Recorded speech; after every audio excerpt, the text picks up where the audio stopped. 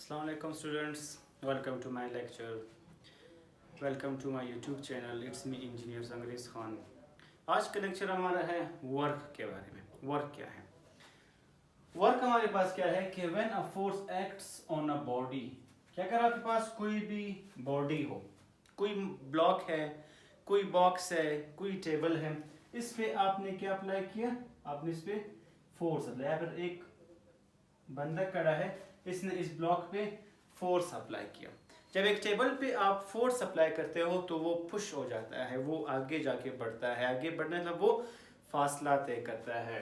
When force acts on a body, it produces या फिर it covers displacement. वो फासला तय करता है. फर्स्ट पॉइंट ये है कि कोई बॉक्स, कोई बॉडी, उस पर आपने फोर्स लगाया. ये बॉक्स अगर यहाँ पर था, फिर जाकर ये बॉक्स फर्स्ट कर ले, यहाँ तक आपने इसको पुश किया. अब ये बॉक्स यहाँ तक आया, तो यहाँ से यहाँ तक इसने क्या कवर किया? फासला तय किया, इसने डिस्प्लेसमेंट तय किया. सो वर्क ही यही है. फर्स्ट पॉइंट कि when a force acts on a body and it displaces, it covers a displacement, और वो फासला तय कर ले, इसको हम कहते हैं कि ये क्या है? ये वर्क है.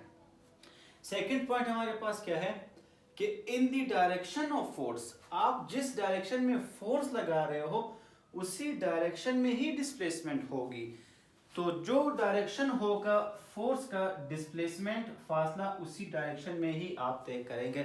ये नहीं हो सकता इसमें कि आप फोर्स इस तरफ लगाओ और ये फासला किसी और तरफ लगा ले. सिंपल डेफिनेशन की मैं बात करूं, केसेस में वो चीज़ है. जिस तरफ आप फोर्स लगाएंगे, फासला in the direction of displace force, उसी डायरेक्शन में आपने फासला तय किया. It is called work. ये सिंपल वर्क है. तो देख ले, वर्क में दो चीजें हमने यूज की, एक है एफ फोर्स और एक है डी डिस्प्लेसमेंट. तो जब हम वर्क को, इस डेफिनेशन को बाय फार्मूला लिखते हैं, तो हम लिखते हैं वर्क जो है डब्ल्यू वर्क एफ, और डी इसमें यूज होता है. लेकिन अगर हम कोई फर्ज कर ले, कोई कार है, ये फर्ज करें आपके पास ये कोई भी एक कार है, बच्चों की कार है, आपने इसको किसी भी एक धागे के साथ कनेक्ट की है. तो उस धागे से जब एक बच्चा उस गाड़ी को यूं खींचता है तो वो गाड़ी जमीन के अलोंग एक्स एक्सिस, जमीन के अलोंग, जमीन में ही, जमीन पे ही ये फासला तय करेगी, आगे बढ़ेगी. आप फोर्स इस तरफ लगा रहे हो, गाड़ी भी इसी तरफ ही आ रही है, गाड़ी भी आगे बढ़ती जाएगी. गाड़ी फर्स्ट कर ले यहाँ तक आई, आपने यू फोर्स लगाया, किसी बच्चे ने यहाँ पे फोर्स लगाया और इसने डिस्प्लेस किया, गाड़ी इस तरफ आई. तो देख ले गाड़ी किस डायरेक्शन में जा रही है. क्या ये अलोंग एक्स एक्सिस है? क्या ये गाड़ी अलोंग वाई एक्सिस मूव कर रही है? ये जब भी आप गाड़ी में यू फोर्स लगाते हो तो वो अलोंग एक्स एक्सिस, वो जमीन पे ही होकर वो आगे जाती है, डिस्प्लेस होती है, फासला तय करती है. सो ये कौन सा कंपोनेंट कवर कर रहा है? ये एक्स कंपोनेंट कवर कर रहा है. जब भी एक्स कंपोनेंट होता है, डायरेक्शन अलोंग एक्स होता है, या ये एक्स एक्सिस को कवर करता है, या फिर जब हम ऑलरेडी पढ़ चुके हैं स्केलर वेक्टर में, जब ये एक्स कंपोनेंट की हम बात करते हैं, एक्स कंपोनेंट में हमने पढ़ा है कि हम क्या यूज करते हैं? डॉट यूज करते हैं, डॉट प्रोडक्ट. तो यहाँ पर ये along x axis, x component को फॉलो कर रहा है, इसलिए एक्स कंपोनेंट के लिए हम क्या यूज करते हैं? डॉट प्रोडक्ट यूज करते हैं. सो फोर्स और डिस्प्लेसमेंट के दरमियान हमने क्या यूज करना है? डॉट यूज करना है. Work is equal to dot product. हम पढ़ चुके हैं, जब भी डॉट प्रोडक्ट खत्म हम करते हैं तो हम डॉट को खत्म करने से क्या लगाते हैं? कॉस थीटा यूज करते हैं. हम पढ़ चुके हैं वेक्टर में क्रॉस खत्म करके हम साइन थीटा यूज करते हैं, जब हम डॉट खत्म करते हैं तो हम कॉस थीटा यूज करते हैं. So W is equal to F D cos theta, इसका फार्मूला है. यहाँ से भी आप डिफाइन कर सकते हो कि the dot product of force and displacement is called work. यहाँ से भी वर्क आप डिफाइन कर सकते हो. इस वर्क को जब हम यूनिट में देखते हैं, वर्क का जो यूनिट है वो है हमारे पास जाओ. वैसे यूनिट ये है वर्क का. फोर्स को हम लिखते हैं न्यूटन में, डिस्प्लेसमेंट को हम लिखते हैं मीटर में. न्यूटन मीटर भी इसका यूनिट है, लेकिन SI यूनिट, सिस्टम इंटरनेशनल में वर्क को हम लिखते हैं किस चीज में? जाउल में लिखते हैं. इसी तरह अगर हम इसके डायमेंशंस देख लें, डायमेंशंस क्या है, फोर्स को हम लिखते हैं F is equal to M A, displacement D as it is.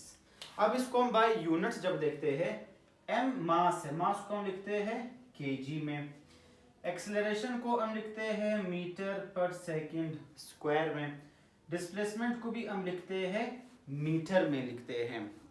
सो अब इसको हम डायमेंशंस में जब भी लिखते हैं, सो जो kg है मास डायमेंशंस में, उसको हम कैपिटल M से जाहिर करते हैं। जो मीटर है, मीटर को हम लेंथ में लिखते हैं डायमेंशंस में, मीटर मतलब मीटर स्क्वायर बनता है, तो L के ऊपर स्क्वायर। इसी तरह इसके बाद S मीन सेकंड, सेकंड को हम डायमेंशंस में कैपिटल T, टाइम को इस तरह जाहिर करते हैं।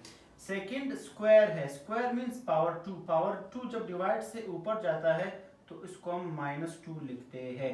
इस तरह ब्रैकेट्स लगा कर इसको हम कहते हैं इसके डायमेंशंस। तो वर्क का डायमेंशन क्या है, वो है ml² t पावर -2। वर्क के केसेस हैं, केसेस क्या है, पहला केस उसको हम पॉजिटिव वर्क भी कहते हैं, उसको हम मैक्सिमम वर्क भी कहते हैं। पहला केस हमारे पास ये है कि simple work is equal to F D cos theta, work is equal to F D cos. Cases में थीटा एंगल को देखना है, हम कौन से एंगल पे, किस थीटा पे, किस एंगल पे वर्क पॉजिटिव होगा, किस पे नेगेटिव होगा, किस पे ये जीरो होगा। यहाँ पर देख लिया आपने, जिस डायरेक्शन में फोर्स लगाया, फोर्स की डायरेक्शन ये थी, आपने यू फोर्स लगाया, किस तरफ ये बॉक्स, ये टेबल, ये कार किस तरफ गई, इसी डायरेक्शन में ही इसने डिस्प्लेसमेंट कवर किया। आपने इस बॉक्स, इस टेबल पे फोर्स यू लगाया और वो उसी तरफ ही डिस्प्लेस हुई, उसी तरफ ही उसने फासला तय किया, तो दोनों एक ही डायरेक्शन में दोनों काम हुए हैं। इसको हम क्या कहते हैं कि जब भी दोनों डायरेक्शन सेम हो, जब सेम हो उसको हम क्या कहते हैं, हम ऑलरेडी पढ़ चुके हैं लास्ट लेक्चर्स में, उसको हम कहते हैं पैरेलल।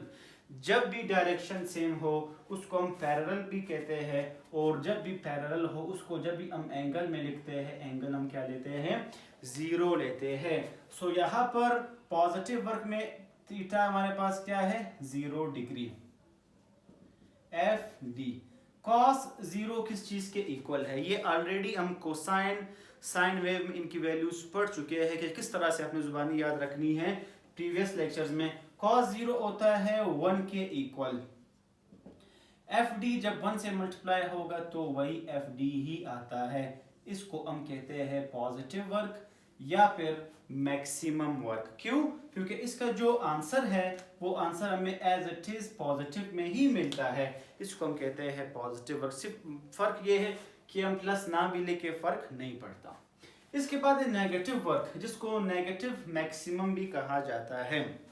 नेगेटिव वर्क हमारे पास क्या है, ये भी उसी तरह ये एंगल पे ही डिपेंड करता है। आपने एंगल को ही देखना है कि आप थीटा आपके पास क्या होगा, उसी थीटा को यूज करके हम इसको नेगेटिव वर्क कहते हैं, वो कौन सा एंगल होगा। ये आपके पास कोई भी कुआं है, इसमें आप इस बाल्टी से जब आप पानी निकालते हो तो आप एक पुल्ली के जरिए आप एक रस्सी डालते हो, उस रस्सी के जरिए यहाँ पर कड़ा बंधा ये क्या करता है, ये नीचे की तरफ डाउनवर्ड क्या लगाता है, फोर्स लगाता है। जब किसी कुएं से पानी निकालते हो तो आप उस रस्सी को यूं खींचते हो, आप फोर्स डाउनवर्ड नीचे की तरफ लगा रहे हो। लेकिन ये बाल्टी किस तरफ जाती है, ये कुएं से निकल के ऊपर जा रही होती है। ये डिस्प्लेसमेंट किस डायरेक्शन में कवर करती है, ये अपोजिट डायरेक्शन में ये डिस्प्लेसमेंट कवर करती है।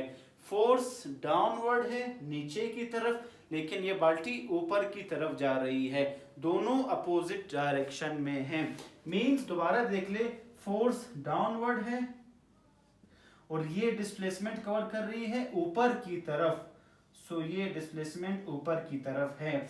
जब भी डायरेक्शन अपोजिट होता है, ये हम ऑलरेडी कर चुके हैं, इसको डायरेक्शन अपोजिट होने को हम एंटी पैरेलल भी कहते हैं। और अगर इसको हम एंगल में देखें, थीटा में अपोजिट डायरेक्शन को एंगल्स में हमेशा हम लिखते हैं कि ये 180 के बराबर होता है। या नेम्स में एंटी पैरेलल के बराबर होता है। सो यहाँ पर थीटा हमारे पास क्या है, ये 180 के बराबर है। अब work is equal to F D cos 180 हम ऑलरेडी कर चुके हैं। कोसाइन वेव साइन वेव ये जो है -1 के बराबर होता है। एफ डी को 1 से आप मल्टीप्लाई कर लो, एफ डी 1 माइनस को एफ डी से मल्टीप्लाई कर लो, माइनस एज इट इज। तो इसका आंसर आता है minus F D means F D means work, minus means negative work या नेगेटिव मैक्सिमम तब होता है जब एंगल 180 डिग्री के इक्वल होता है। ये पूरा केस जो है ये 9th क्लास के फिजिक्स चैप्टर नंबर 6 में भी यही वर्क है, फर्स्ट ईयर वालों के लिए भी यही वर्क है। जो एडिशनल है फर्स्ट ईयर वालों के लिए, उसमें एडिशनल चीज सिर्फ डायमेंशंस है जो 9th क्लास में नहीं है। बाकी केसेस डेफिनेशन दोनों फर्स्ट ईयर और 9th क्लास के लिए सेम है। एंट्री टेस्ट के हवाले से एमडीकेट पीएमसी जो भी टेस्ट देना चाहे कमिंग टाइम में, उनके लिए इस दोनों डेफिनेशंस के साथ कौन सा कंसेप्ट क्लियर करना है कि वर्क में दो कंडीशंस क्या है, फोर्स एक्ट होना, उससे डिस्प्लेसमेंट कवर होगी और डायरेक्शन क्या होगा, हमेशा फोर्स की तरफ होगा। ज्यादा से ज्यादा वर्क में मेन इंपॉर्टेंट चीज क्या है, इसकी केसेस। वर्क कब पॉजिटिव होता है, जब भी एंगल 0 हो। वर्क कब पॉजिटिव होता है, जब भी वो पैरेलल हो। वर्क कब नेगेटिव या नेगेटिव मैक्सिमम होता है, जब एंगल 180 डिग्री हो या जब वो एंटी पैरेलल हो। तो इस तरह से आपने इस क्लासेस को इस तरह से आपने देखना है। जीरो वर्क हमारे पास क्या है, work is equal to F D cos theta. अब एंगल क्या होगा, थीटा क्या होगा जब वर्क जी 0 हो। या आपके पास कोई भी एक बाल्टी है पानी से भरी, आप सबसे पहले इसको डायरेक्ट जमीन से रिंगते हुए यूं आप इसको नहीं खींचते हो, आप एक बार इसको यूं पिक करते हो। तो आपने एक बार इसको क्या किया, इस बाल्टी को आपने ऊपर की तरफ फोर्स लगाया, आपने इस बाल्टी को यूं पिक कर लिया। फिर चाहे आप उसको इस तरफ ले जाओ या आप उसको इस तरफ ले जाओ, मींस फिर इस बॉडी पे जो आप डिस्प्लेसमेंट कवर कर रहे हो, इसको या तो आप इस तरफ ले जाओगे, इस तरफ आप डिस्प्लेसमेंट कवर करोगे, या फिर आप इसको इस तरफ ले जाओगे, इस तरफ आप इस पे फासला तय करोगे। मींस इस बाल्टी को पिक करके या आप इस तरफ ले जाएंगे या आप इस तरफ ले जाएंगे। तो आप जिस भी तरफ ले जाओ, आप एंगल को देख लो, ये फोर्स है और ये इसका फासला है। ये हमेशा इस तरह के डायरेक्शंस या हमेशा हम पढ़ चुके हैं, ये डायरेक्शन हमेशा होता है, इसको हम कहते हैं ये परपेंडिकुलर कहते हैं। जब भी ये शेप हो इसको कहते हैं परपेंडिकुलर, और जब भी परपेंडिकुलर हो इसको हम कहते हैं कि यहाँ पर एक कौन सा एंगल बनाता है, 90 डिग्री का एंगल बनाता है। सो थीटा हमारे पास क्या है, 90 डिग्री है। और हमें पता है कि cos 90 किस चीज के बराबर है, 0 के बराबर है, F D as it is. जब एफ डी को आप 0 से मल्टीप्लाई करोगे तो आंसर क्या आएगा, 0 ही आएगा। सो वर्क 0 कब होता है, जब एंगल हमारे पास 90 हो या परपेंडिकुलर हो फोर्स और displacement. when the force and displacement is anti-parallel or when the angle is 180 degree, then the work is negative work or negative maximum. When the force and displacement are parallel or same in direction, or when the angle between them is 0 degree, then the work is positive work or maximum work. तो ये था हमारे पास work और इसके cases. So thank you all of you. Next lecture में इंशाल्लाह मिलते हैं, तब तक के लिए अल्लाह हाफिज़।